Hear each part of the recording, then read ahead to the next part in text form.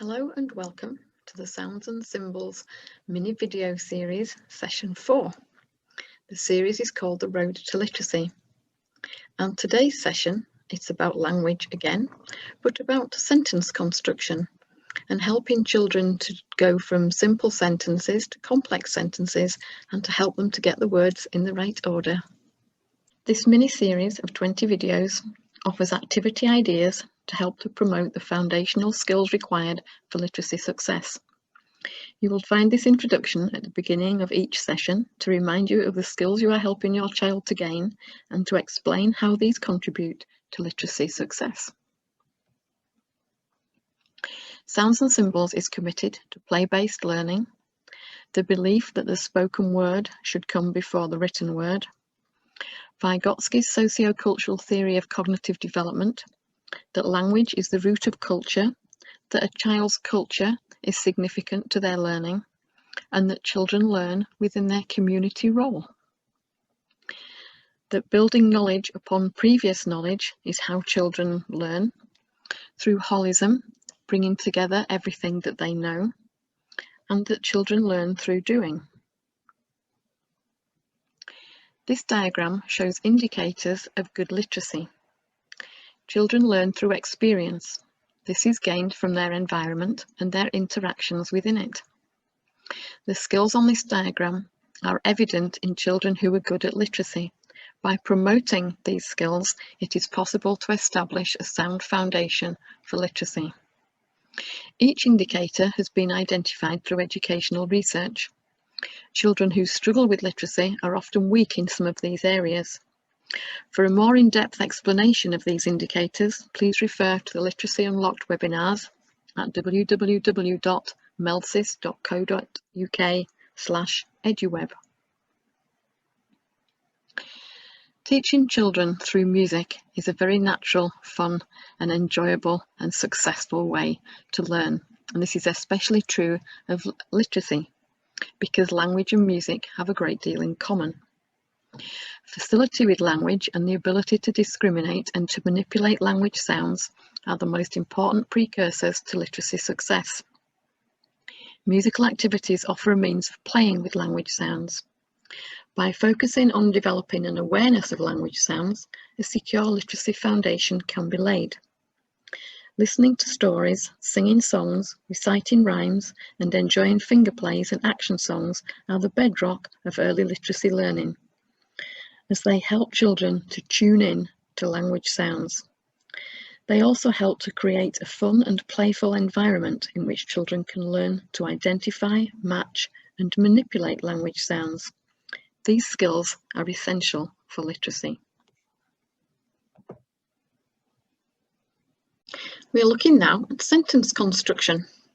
It's part of language skills, spoken language skills, and comprehension skills.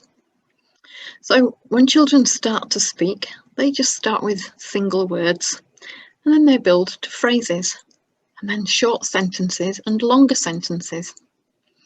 We generally call these sentences simple sentences, which are made up of just one clause. It's called an independent clause, which means it can stand on its own, a sentence that makes sense alone. So for example, John has a brown coat. That's a sentence. A complex sentence is when we put two parts together, more than one clause. So for example, John has a brown coat which is very old. So there are two parts to this sentence. But which is very old doesn't really stand on its own as a sentence. So that's called a dependent clause. Sentences are joined by words called conjunctions that join these two parts of a sentence together. For example, words like and, which is probably the most common, for, but, yet, so, and we've seen which. Okay, so we're going to look at how we can help children to learn about these sentences. So first of all, we have a lovely little rhyme, and it's called There Was a Little Turtle. I don't know if you know this one. I'll put myself on. Oh, I won't put full screen because I'm going to show you the words for this one.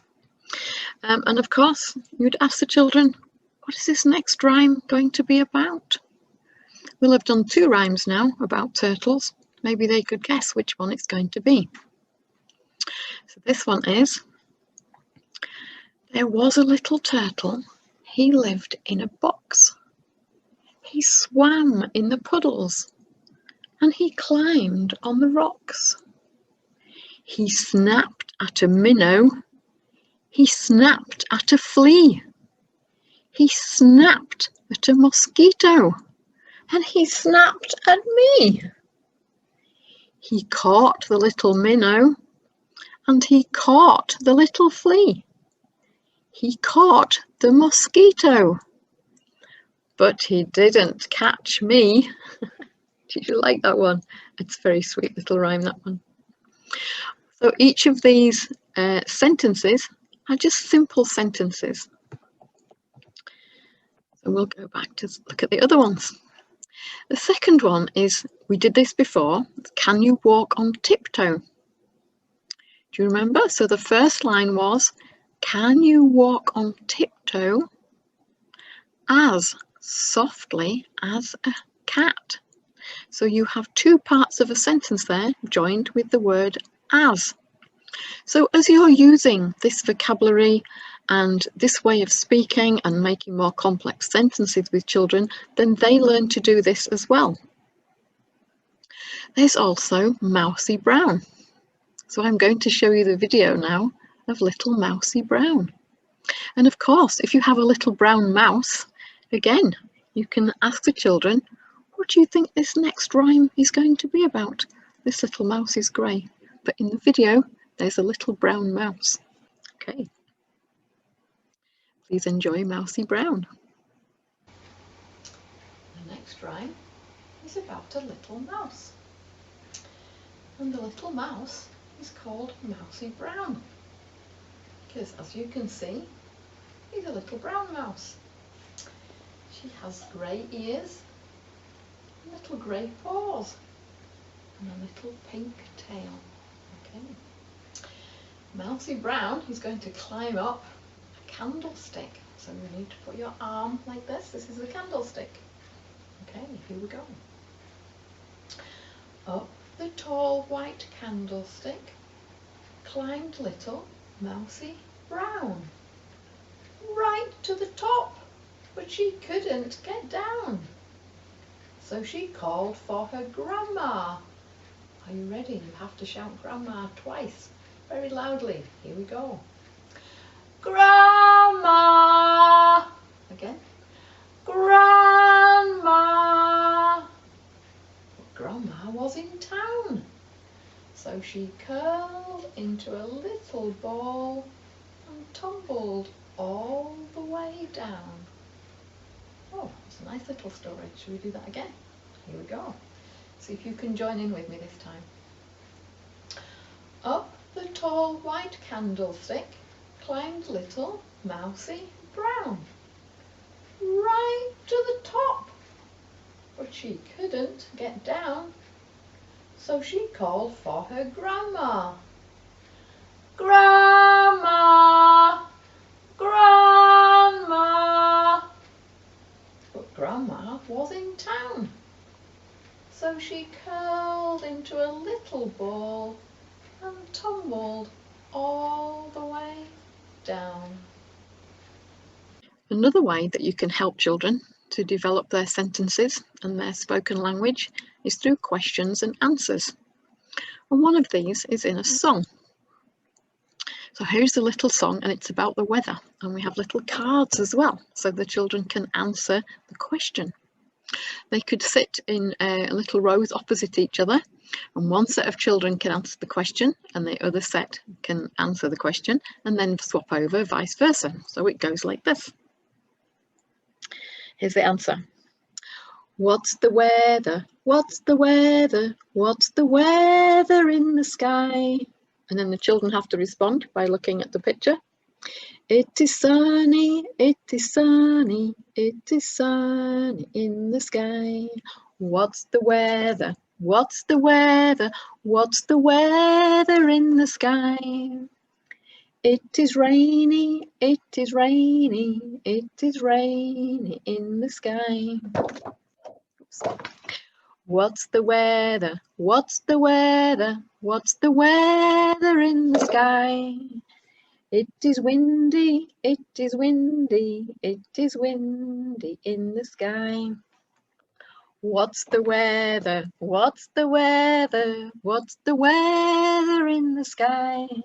It is snowy, it is snowy, it is snowy in the sky. So this is quite a nice one you could do in a morning when you're talking about the weather and what the weather is today. And of course, it's a question and answer. So it's another way that we use conversation. We ask questions and we give answers. So again, make sure that you observe each child. Think about the sentences that they say and that they're speaking. Are they speaking single words or phrases, or simple or complex sentences? Think about the words that children are using and note any improvements in how they are forming the sentences. That's all for now. Thank you for watching. Have a great day, and please join me again for number 5, which will be on cognitive skills. Thank you very much.